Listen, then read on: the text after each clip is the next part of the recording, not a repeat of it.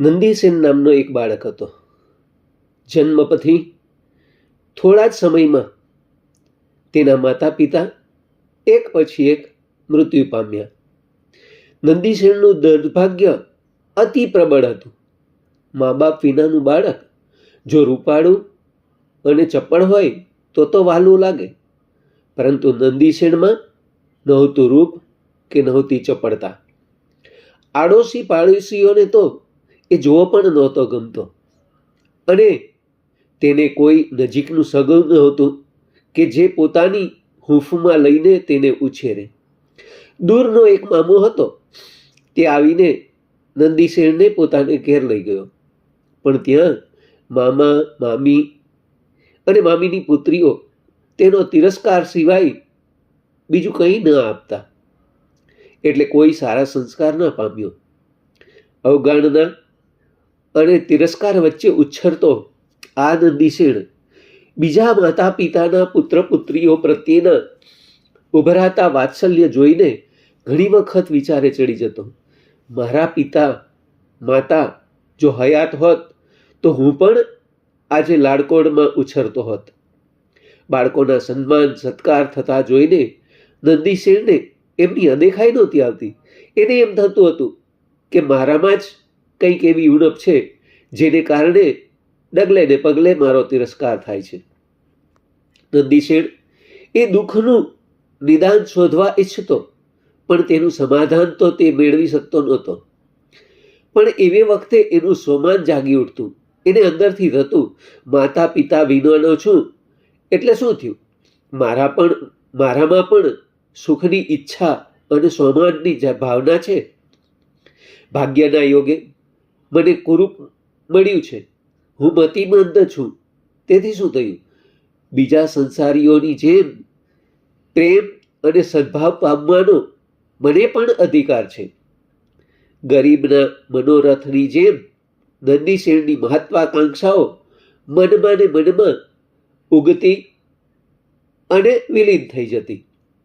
નંદીસેન તેની સેવા વૃત્તિ અને અથાક પરિશ્રમ અદ્ભુત હતા. મામાને ત્યાં એને ફાવી ગયું હતું. મામાના ઘરમાં તેણે પોતાની કર્તવ્યશીલતાને કારણે ખાસ સ્થાન મેળવી લીધું હતું. મામાને પણ થતું, ઘરની આવી કાળજી અને સંભાળ બીજો કોઈ ના રાખી શકે. નંદીસેન ના હોય તો ઘરનો કારભાર વિખેરાઈ જાય. મામો નંદીસેન ઉપર નહીં, પણ તેની સ્ફૂર્તિ અને સેવા શક્તિ ઉપર પ્રસન્ન હતો.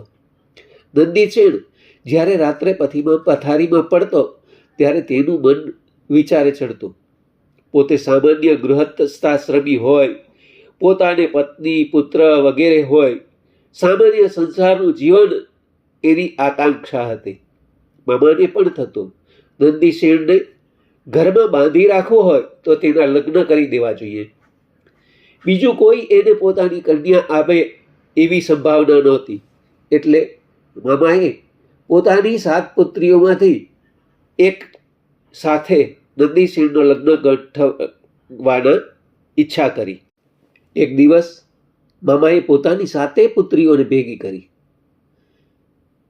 તેણે જાણવા માંગ્યું કે કોઈ આ નંદીસેન સાથે પરણવા તૈયાર છે? પિતાનો પ્રશ્ન સાંભળતા જ 7 પુત્રીઓ એટલા જોરથી હસી પડી કે નજીકમાં સૂતેલો નંદીસેન જાગી પડ્યો. એને કાનથી સાંભળ્યું, નંદીસેનની વાત કરો છો? નથી રૂપ, નથી બુદ્ધિ કે નથી કોઈ સંસ્કાર. મામાએ વાત એટલેથી જ પતાવી દીધી.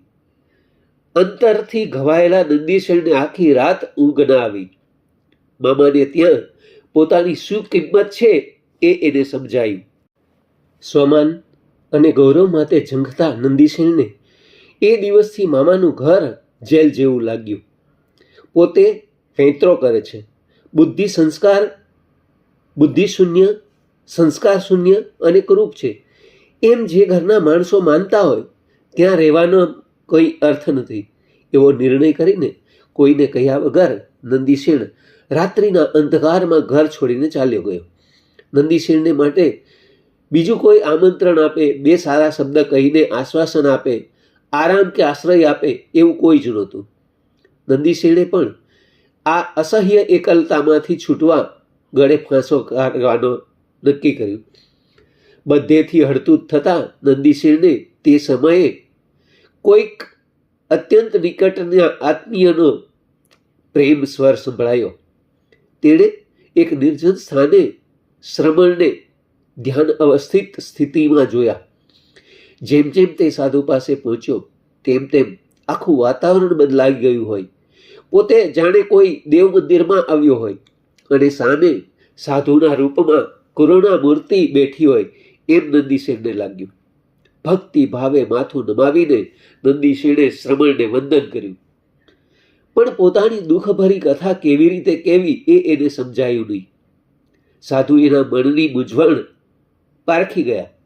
નંદીસેણના નિસ્તેજ મોહ અને એવી બીજી રીતભાત ઉપરથી આ માણસ સંસારથી કંટાળીને અહીં આવ્યો હોય એવું અનુમાનથી ધાર્યું. નંદીસેણને આવા પ્રકારની દ્વિધાવાળો જોઈને સાધુએ પૂછ્યું, બહુ કંઈ દુઃખ બેઠ્યું લાગે છે. આટલી નામની ઉંમરમાં આવી શું તકલીફ પડી? નંદીસેણે કહ્યું, આફતમાં જ જન્મ્યો છું, આથવતમાં જ ઉછર્યો છું. રાત દિવસ કાળી મજૂરી કરવા છતાં કોઈએ મારી કદર કરી નથી. હવે તો આત્મહત્યા કરવાનો નિર્ણય કર્યો છે. નંદીસેણની આપવીતી સાંભળ્યા પછી સાધુએ આત્મહત્યાની વ્યર્થતા સમજાવી. તેમણે કહ્યું, જેઓ અવિચારી હોય છે તેઓ જ આત્મઘાતને બંધન મુક્તિનો માર્ગ માને છે. વધુ ભીષણ બંધનની વચ્ચે સડફાય છે. તમે તો પરમ સ્નેહશીલ અને પુરુષાર્થી છો, જે પોતાના દેહની પરવા કર્યા વગર બીજાના સુખ સગવડ માટે આટલો ભોગ આપે તેને અભાગી કોણ કહે? જો કે તમે જે આશા કે કામના રાખી હશે તે ફળી નહીં હોય, પણ એવી સફળતા કે નિષ્ફળતા ઉપરથી ભાગ્ય અભાગ્યનો મૂલ્ય ન કરી શકાય. માનવ દેહની પ્રાપ્તિ એ જ અંતિમ સૌભાગ્ય નથી. તમારામાં માનવતા છે એ કંઈ નાની મોટી વાત નથી. સાધુના ઉપદેશે નંદીસેણને પુનર્જીવન આપ્યું. એક વખતનું બ્રાહ્મણ પુત્ર સાધુ તરીકે નવા અવતાર પામ્યો. પ્રથમ કરતાં પણ વધુ ઉલ્લાસ અને રસથી એણે સાધુઓની સેવા કરવા માંડી. નંદીસેણનું જીવન બદલાઈ ગયું. રોજ સાધુઓની સેવા ભક્તિ કરે છે. કોઈ બીમાર પડે તો નંદીસેણ આવીને તેની સેવા કરવા માંડે છે. નંદીસેણ એટલે મૂર્તિમંત. જોત જોતામાં સાધુઓના મોટા સમુદાયમાં નંદીસેણની કીર્તિ ફેલાઈ ગઈ. બધા એક અવાજે કહેવા લાગ્યા, નંદીસેણ જેવો સાધુઓની સેવા શુશ્રૂષા કરનારો બીજો કોઈ તપસ્વી નથી. નંદીસેણ દિવસમાં કોઈ વાર નિરાંત કરીને બેઠો હોય કે સૂતો હોય એવો કોઈ સમય નહોતો. તે જો ગ્લાન કે અશક્ત સાધુને જુએ તો જાણે એને દેવ મળી ગયા હોય. એટલા અહોભાવથી તેની સેવા કરે છે. આ સેવામાં તેને વેઠ જેવું કંઈ લાગતું નહીં. એકવાર આ નંદીસેણ મુનિની એવી કપરી કસોટી થઈ કે કાચો પાચો હોય તો હારી જાય. નંદીસેણ એ પરીક્ષામાંથી પણ ઉત્તીર્ણ થયા. એમ કહેવાય છે કે દેવો નંદીસેણની કસોટી કરવા આવેલા. સળંગ 2 ઉપવાસના પારણે નંદીસેણ મુનિ વસ્તીમાંથી આહાર વહોરી લાવી વિધિસર પચખાણ પાવી મોઢામાં કોળીઓ મૂકવા જતા હતા. એટલામાં એક અજાણ્યા સાધુએ આવીને ઉતાવળે જાણે એકદમ ગુસ્સે ભરાયેલા હોય તેમ નંદીસેણ મુનિને ઠપકો આપવાને કહેવા લાગ્યા. મેં તો સાંભળેલું કે નંદીસેણ અત્યંત ભક્તિપરાયણ છે, પણ મને ખાતરી થઈ ગઈ કે આ તો એમનો ઢોંગ છે. મારા ગુરુદેવ આજે કેટલાય દિવસથી અતિસારથી પીડાય છે, પણ કોઈ ભાવ પૂછતું નથી. મને એમ હતું કે બીજું કોઈ નહીં તો કંઈ નહીં, પણ નંદીસેણ તો જરૂર આવીને તેમની સારવાર કરશે. પણ નંદીસેણ તો નિરાંતે ખાવા બેઠા છે. આ સાંભળતા જ નંદીસેણના હાથમાંનો કોળિયો હાથમાં જ પડ્યો રહ્યો.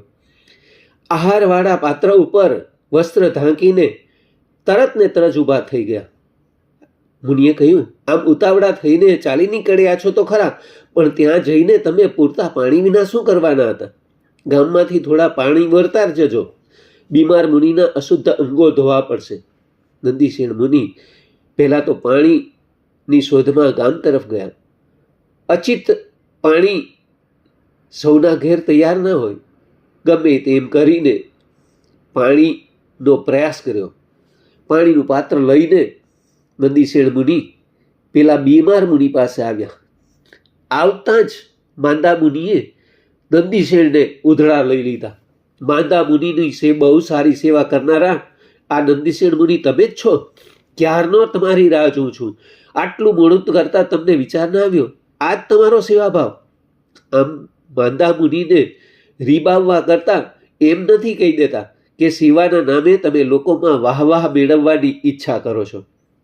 પોતાની નમ્રતા બતાવતા નંદીસેન મુનિ બોલ્યા, વધારે વાર થઈ ગઈ. હે સાધુ, મને માફ કરો. એ તો બીમાર મુનિના ગંદા બનેલા અંગોને શુદ્ધ કરવા માંડ્યા. શારીરિક શુદ્ધ થઈ ગયા પછી નંદીસેન મુનિએ પ્રાર્થના કરી, આપ જો અમારા ઉપાશ્રય પધારો તો ત્યાં આપને કોઈ પ્રકારની અગવડ નહીં બેઠવા દઉં. આપની સેવામાં રાત દિવસ હાજર રહીશ. મુનિ બોલ્યા, નંદીસેન, વિચારીને બોલતા પણ તમને કોઈએ નથી શીખવ્યું. એક તો ઘડીએ ઘડીએ મળ ત્યાગ કરવો પડે છે. શરીર સાવ જીર્ણ થઈ ગયું છે અને છતાં તું મને તારા સ્થાને આવવાનો આગ્રહ કરે છે. નંદીસેને કહ્યું, હે ક્ષમા શ્રવણ, મારી ભૂલ થઈ ગઈ. હું આપને પગે ચાલીને આવવાનું નથી કહેતો.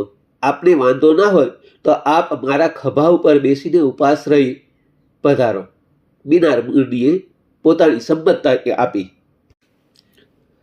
ભૂખ્યા, થાક્યા, પાક્યા નંદીસેન મુનિ પોતાની કાંધ ઉપર બીમાર મુનિને બેસાડીને ઉપાશ્રય તરફ ચાલ્યા.